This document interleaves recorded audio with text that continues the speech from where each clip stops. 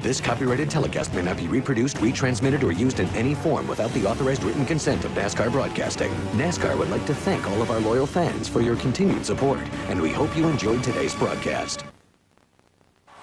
This has been a presentation of TNT Sports. Jeffrey Bodine, the 09 car, going to get black flagged. He went below the yellow line on the inside of the racetrack. That is out of bounds here at Daytona. Let's go back and take a look. Here he goes down to the inside of Sterling Marlin. There's contact there. Well, it sure looked like he got pushed out of bounds to me. I mean, it looked like he was trying to go there, and it looked like Sterling came down, and I agree with Wally. Nothing so far. Marty, what are they saying? Well, Jimmy Johnson came on the radio. He was concerned that he went out of bounds, but he made the point to say that he forced me out of bounds if I was out of bounds. They're trying to calm him on the radio. As you could imagine, the rookie has a lot of nerves in this race. They're trying to keep him as calm as they possibly can. Marty, they are going to black flag Jimmy Johnson for going below the yellow line on the back straightaway. Hold on a second, buddy.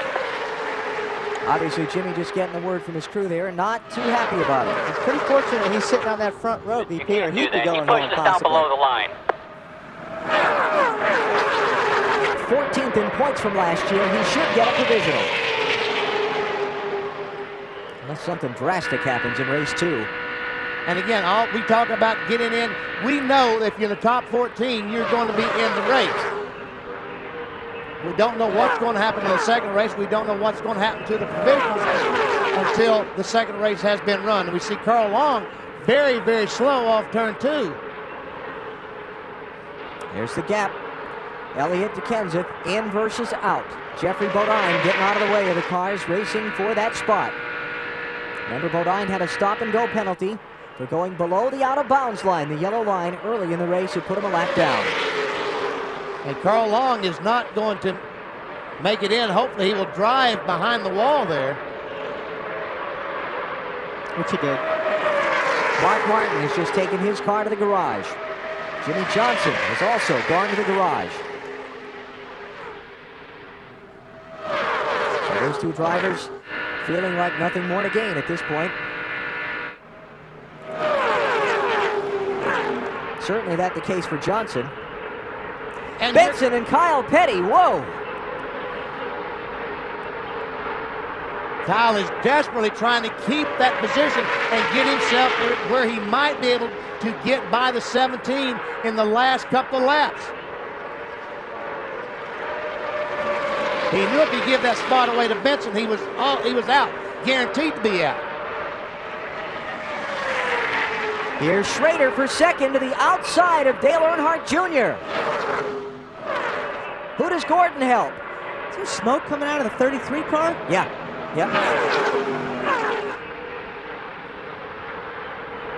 Schrader looking, Junior blocking. Gordon to block.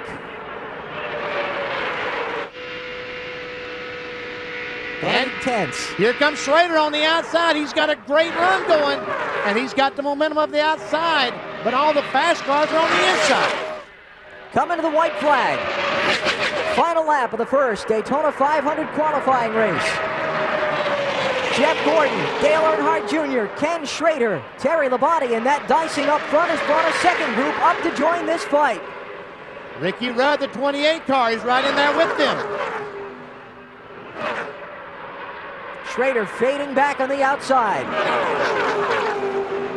It was worth the gamble.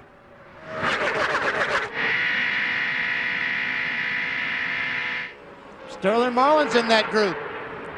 Now it's Mike Wallace getting shuffled. Here's Ricky Rudd around Terry Labonte into fourth. Final corner. And I don't think Junior's going to have enough. To the start-finish line, second time in his career, Jeff Gordon wins his Daytona 500 qualifying race. Now checking back to the transfer spot. Here's where it counts. Bill Elliott gets the last position. Matt Kenseth, Johnny Benson, Kyle Petty didn't make it. Hut Strickland, Ricky Craven, Elliott Sadler, Bobby Hamilton, Rick Mast, all outside the cut. Rusty Wallace, 15th. Just underway in the second of today's 2 Daytona 500 qualifying races. Tony Stewart barely leading Michael Waltrip. New leader at Daytona, Michael Waltrip, 9 p.m. Eastern Time tonight, the NBA on TNT. Trouble, turn 2, Mike Skinner, and more. Spencer spinning, Buckshot Jones is in it. These are the guys, too, that needed to race their way in. Skinner drives away. Buckshot 44th on time, 41st on points. And there's Jimmy Spencer's car with a lot of heavy damage to it. And all of a sudden, his car, I guess, got loose or something. He had to back up. Well, he got Rusty way got out it of the too. gas. Like you say, he may have had to jump out of the throttle because of the handling or whatever, but he checked up pretty hard. Dave Blaney, the 77 car, gets a lot of damage. Shauna Robinson and Bobby Gerhart also involved. See if we can see what happens. Boy, he's real Was that slow just up some and- smoke? Just when we picked up the shot, was there a little burst of smoke from Mike's car? Could I have don't know. because he really was off the pace there. Ian Stewart mixed it up for a couple of circuits, but since Mikey got out front, so far he's been unheaded. And I don't think we'll see this. Trouble. Jimmy Spencer. Caution is out.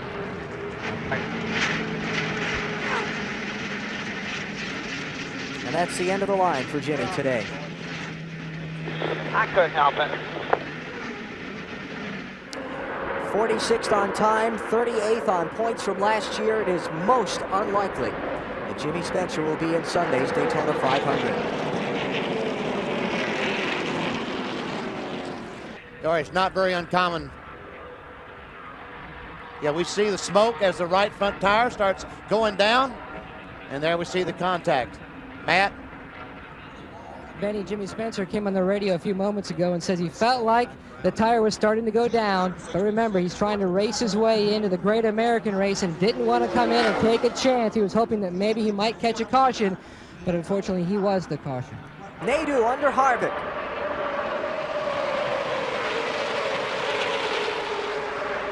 There they are, 15th and 16th. Rusty Wallace in the 500. Jeff Green outside the transfer spot, but again, his time trial speed should be good enough to get him in. Well, he's trying to get by Rusty Wallace for that last spot. Jeremy Mayfield is falling off the pace. Mayfield was 3rd last time by. He's going to the end of the line. Something's happened there. Oh, man.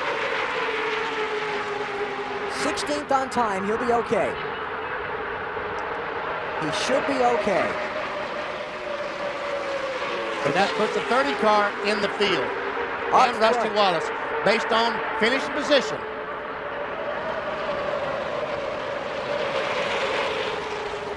White flag is up. Final lap of the second Daytona 500 qualifying race. The transfer spot looks to be okay, but they're still mixing it up hard. Tony Stewart right on Michael Waltrip's bumper.